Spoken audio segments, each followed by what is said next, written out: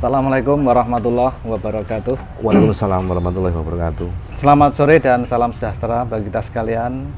Pada sore hari ini Angkringan Kembang Desa berbahagia karena beliau yang kami hormati, Raden Mas Heru Triasning, berkenan untuk tindak di Angkringan Kembang Desa dalam rangka ngejip bersama NJP Channel.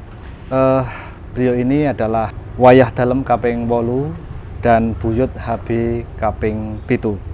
Dalam kesempatan hari ini, karena beliau merupakan tokoh masyarakat di daerah istimewa Yogyakarta, apalagi termasuk kerabat dalem keraton, untuk itu kami akan meminta kepada beliau untuk memberikan wejangan kepada NJP Channel sekalian terkait dengan berbagai hal, apakah seni, budaya, dan dinamika politik di daerah istimewa Yogyakarta. Pilih Raden Mas Aning, belum lama masyarakat Bantul, kemudian Gunung Kidul, dan juga Sleman telah melakukan perhelatan pilkada, dan alhamdulillah berjalan lancar, dan hari ini sudah terpilih masing-masing kandidat yang telah diinginkan oleh masyarakat di daerah masing-masing. Apakah di Gunung Kidul, apakah di Bantul dan Sleman. Nah, untuk itu tentu sebagai keluarga keraton tentu akan ada harapan-harapan ke depan terkait dengan sosok yang telah dipilih oleh masyarakat tersebut di dalam membangun daerahnya masing-masing. Mau pilih ada pandangannya, Ndoro, terkait menikah? Iya, matur. Assalamualaikum warahmatullahi wabarakatuh. Waalaikumsalam warahmatullahi wabarakatuh.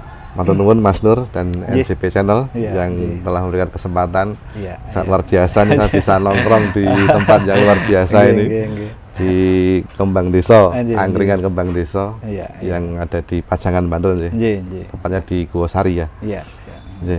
Tadi Mas Nur menanyakan tentang pasca pilkada.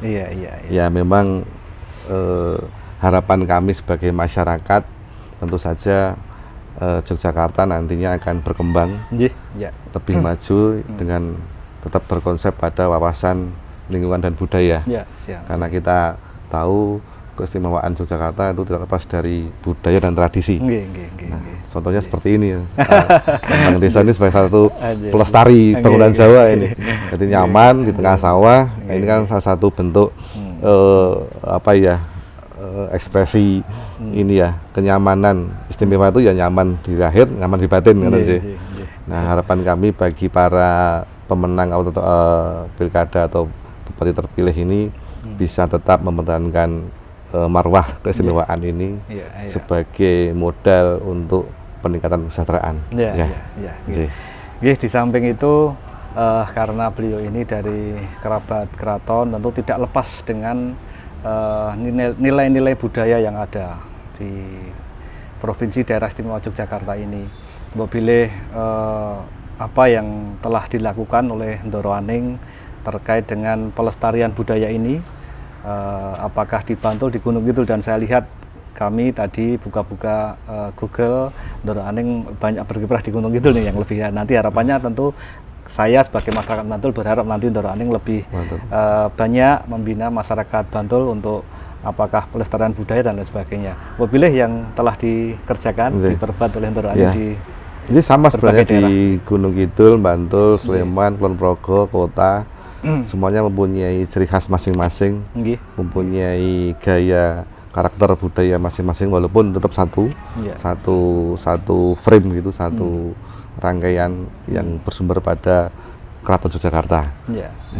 Kemudian dikembangkan sesuai dengan perkembangan zaman tanpa meninggalkan religius, tanpa meninggalkan spiritualnya, tanpa meninggalkan rohnya sebagai bagian dari Hablum minallah, Hablum minanas, dan Hablum minallahi ya. Jadi semuanya terkonsep satu kesatuan begitu. Nah, seperti di Gunung Kidul sendiri, memang secara histori di sana adalah sebagai salah satu cikal bakal dan tertinggal dari Kesultanan.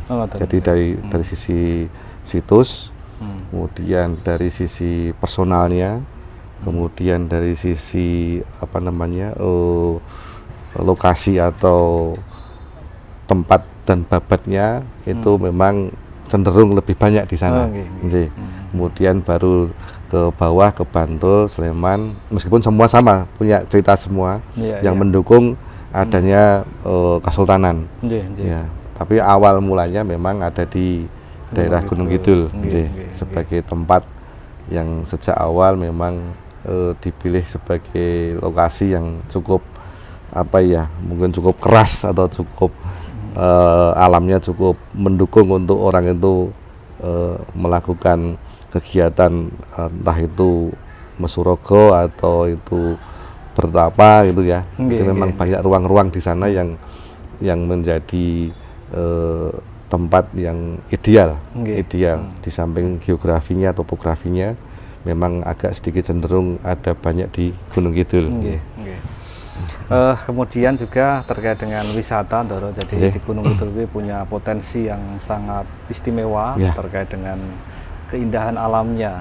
Nah, ini harapan kami sebagai masyarakat Bantul nanti yang hari ini Gunung Kidul menjadi center wisata ya di DIY ini, dan terbukti peningkatan kunjungan wisatawan itu sangat banyak. Lah ini mbok pilih nanti bisa menular kepada Bantul dan sekitarnya, Kulon Progo yang sekarang juga menjadi bandara internasional, apalagi Sleman yang menjadi komunitas pelajar mahasiswa. Lah ini dari sisi wisata apa yang nanti bisa mendorong untuk kemajuan wisata ini, Ndoro, menurut pandangan Ndoro terkait dengan pintu Jogja nanti juga wilayah selatan ya.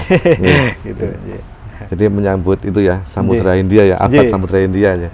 Memang pintu selatan memang menjadi arah kebijakan untuk pembangunan baik sisi pariwisata maupun secara ininya ya fisik bangunan juga pintu-pintu mengarah ke selatan. Sebenarnya Bantul juga sama, mempunyai garis pantai juga cukup lumayan panjang. Dan memang Bantul sepertinya punya ikon-ikon pantai yang sama, ada Parangtritis, ya, Samas dan sebagainya sampai ke perbatasan Kulon Progo Nah, memang pengelolaannya belum bisa maksimal karena kita sendiri masih punya karakter agraris. Karakter agraris yang dimana masih tani itu sebagai bagian dari pekerjaan pokok, kemudian mau masuk ke arah industri wisata yang mindsetnya berbeda.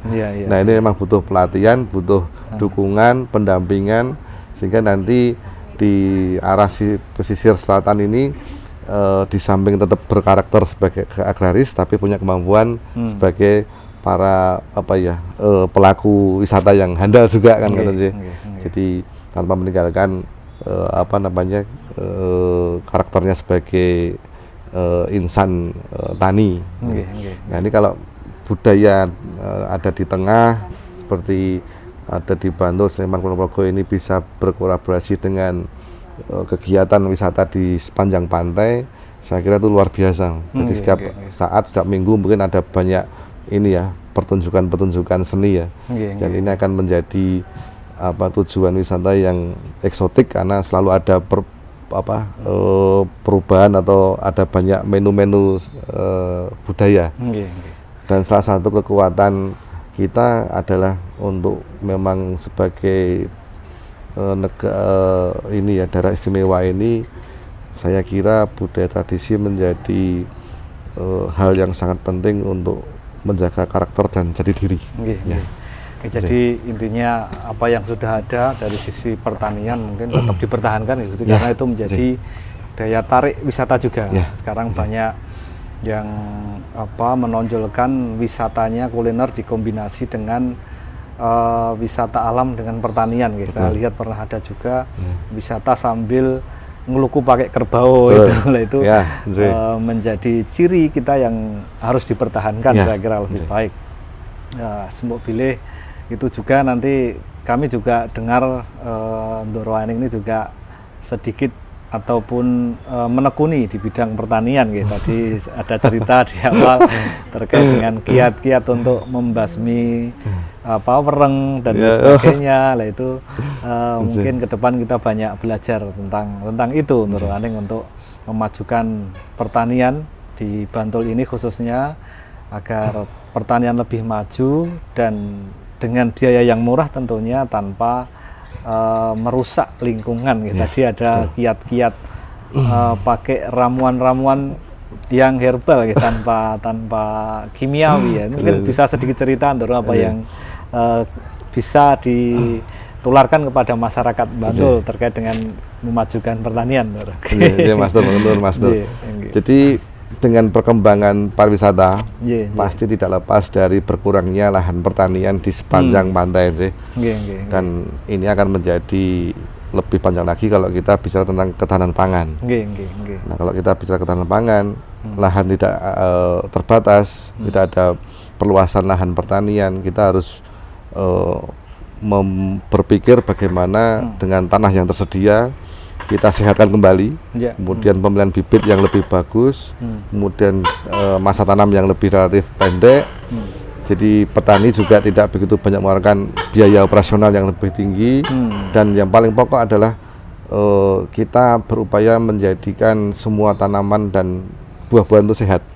Sehat dalam hal ini adalah mengurangi banyaknya pemakaian bahan-bahan kimia dalam pertanian. Nah, satu contoh saja seperti contohnya ini wereng ya. Ini kan hama yang sudah berabad-abad menjadi bagian dari ini petani, dari pergolakan. Nah, kami mencoba satu metode dengan cara yang sangat sederhana dan juga bisa sebagai nanti juga bisa dipakai untuk konsumsi kita. Jadi kita nanam kunir, Mas Nur, ya. Kunir baik mau di pot atau di pinggir-pinggir pematang atau sawah boleh, monggo. Nah, kita bikin satu ramuan, jadi 1 kilo kunir, kita parut sampai lembut, kemudian kita peras dengan 1 liter air atau 1,5 boleh 2 liter. Nanti ampasnya ini kita sebar di tepi-tepi pematang. Kemudian ini dicampur dengan 50 liter air, kita semprotkan di tengah-tengah sawah. Itu insya Allah dalam masa panen 6 bulan itu tidak ada wereng maupun serangga lain. Dari usia tanaman padi usia berapa itu Ndoro? Itu mulai sekitar 1 bulan lebih. 1 bulan lebih dikasih itu, sampai panen nggak ngasih lagi? Gitu ya. Karena baunya ini bagi wereng sangat tidak nyaman. Kalau ada yang terjebak di dalam, karena begitu sudah ada wereng kemudian terjebak dalam tengah-tengah, kemudian sudah disemprot, itu kalau kita teliti, mereka matinya kalau orang Jawa mati ngenes. Jadi meninggalnya itu tidak tertekan, jadi mati lemas gitu ya. Jadi tidak akan mengeluarkan telur. Jadi itu yang kita pakai di beberapa tempat yang banyak kandang tani yang ada di Sleman maupun Bantul, Gunung Kidul ya. Itu kita sudah memberikan arahan seperti itu. Sudah ada yang membuktikan, Ndoro? Sampun, di beberapa pedukuhan di Gunung Kidul, alhamdulillah semua bisa panen dengan baik. Nah, yang berdekatan dengan beberapa pemilik sawah yang sudah dikasih kunir itu kena wereng. Tempat kami sebagai bahan percobaan waktu itu sekitar 5 hektar itu bebas sama ya. Pilih itu pemirsa, teman-teman NCB, ada satu ilmu yang didapat pada sore hari ini terkait dengan antisipasi agar lahan kita tidak terserang wereng. Ternyata cuman gampang dengan kunir diperas, kemudian ditaruh di pematang, dan sisanya dikasih air, campur air, kemudian disemprotkan di tanamannya. Insya Allah dari umur 1 bulan tanaman sampai panen nggak akan terserang ya. Benar, ya. Ini tentu bermanfaat bagi kadang tani dan monggo dicoba, dan Ndoro Aning sudah mempraktekannya di Gunung Kidul, di Sleman dan sebagainya. Nah, ini ke depan kami menunggu kiat-kiat yang lain lagi Ndoro untuk memajukan pertanian dan juga yang lainnya, apakah wisata, UMKM dan sebagainya. Demikian NCP Channel bincang kita sore pada hari ini. Jangan lupa like, subscribe dan komen pada tayangan sore hari ini. Mohon maaf bila ada salah. Saya akhiri. Bila taufiq wal hidayah. Assalamualaikum warahmatullahi wabarakatuh. Waalaikumsalam warahmatullahi wabarakatuh. Matur nuwun.